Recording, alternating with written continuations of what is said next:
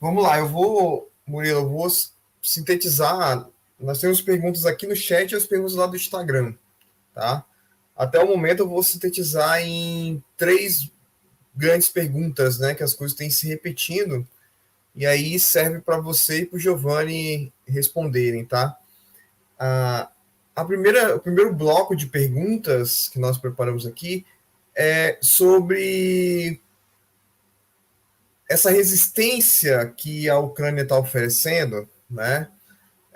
Ela era esperada, ela não era esperada, assim como também as repressões econômicas que a Rússia está sofrendo, né?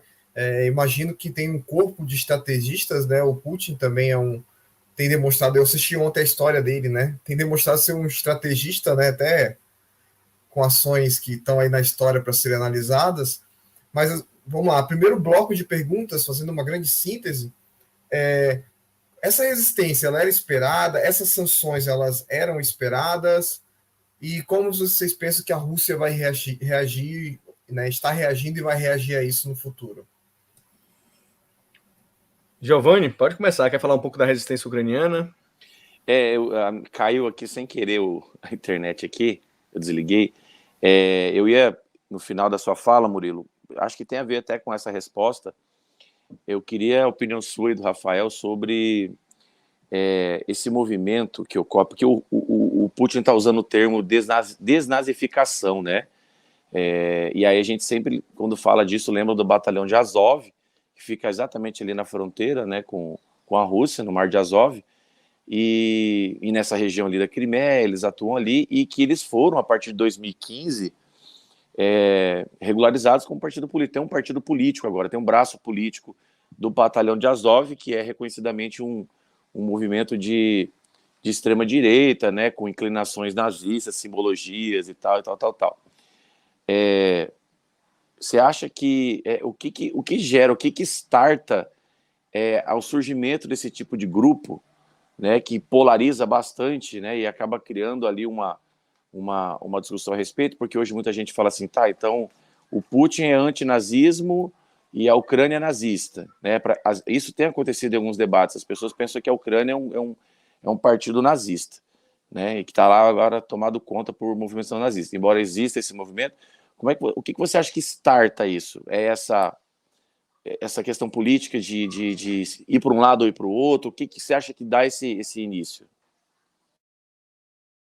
Vamos lá. De fato, essa questão da mudança, né? E aí a gente tem que entender que a guerra hoje é bem diferente da guerra do século passado, né? Da Segunda Guerra Mundial, por exemplo, que é a grande guerra mais próxima, né? Houve uma mudança, né, no formato de guerra desde o Vietnã, mas eu acho que mais emblematicamente a gente pega Fukuyama de novo, né? Essa ideia do fim da história, né? Os Estados Unidos na Primeira Guerra do Golfo, enfim, demonstrou seu poderio de uma forma em que quem combatesse os Estados Unidos, né, de peito aberto, ia sofrer uma derrota avassaladora em muito pouco tempo, né? Aquela guerra videogame da Primeira Guerra do Golfo.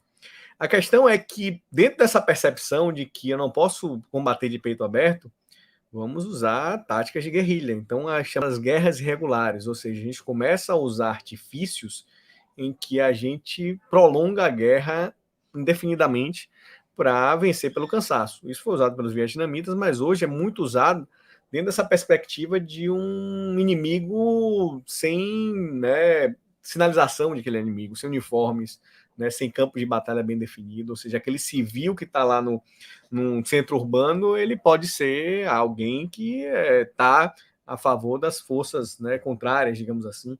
Então, as guerras irregulares são usadas justamente para você combater um inimigo muito mais forte de uma maneira fora, né, de uma maneira assim, sem usar questões de normativas e de perspectivas clássicas da guerra, né? Aquela guerra industrial de tanque de guerra, de avião, né? De soldados uniformizados.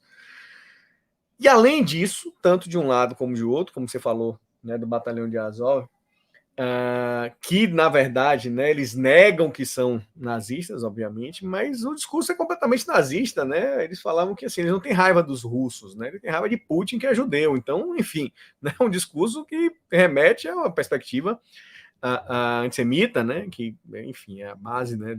Grande base da perspectiva étnica do nazismo, né?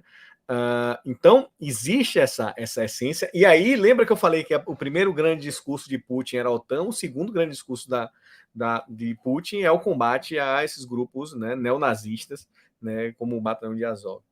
E tem outra questão que vai modificar esse rumo dessa guerra, né, que parecia no início que ia ser uma vitória avassaladora e que agora começou a se prolongar. Ó, lembra das guerras irregulares, lembra dos atoleiros que os Estados Unidos se meteram, né, no Iraque, no Afeganistão, que a própria Rússia, lá em 79, se meteu também no Afeganistão, né? Então são esses atoleiros que o maior terror para uma grande potência, para uma força assim maior do que a que ele está combatendo, é justamente esses atoleiros, essas guerras que viram guerrilha. E aí, dentro dessa característica, o próprio presidente da Ucrânia acusou os russos de infiltrar mercenários na capital de Kiev, porque a operação foi muito rápida, né, dentro dessa tomada de aeroporto, né, dessa invasão.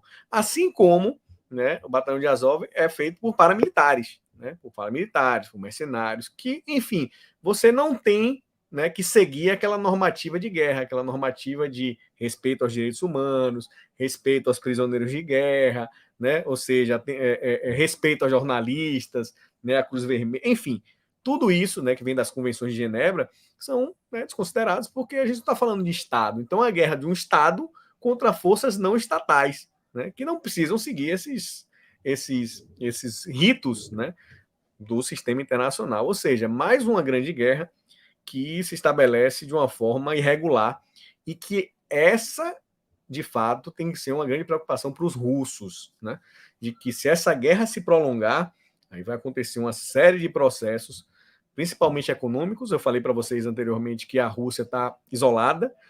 A elite russa começa a questionar nesse movimento de Putin, porque ela está sendo afetada diretamente, onde ela não pode ser afetada. A elite nunca pode ser afetada no bolso, senão ela vai, né, te questionar, ela vai mudar de lado.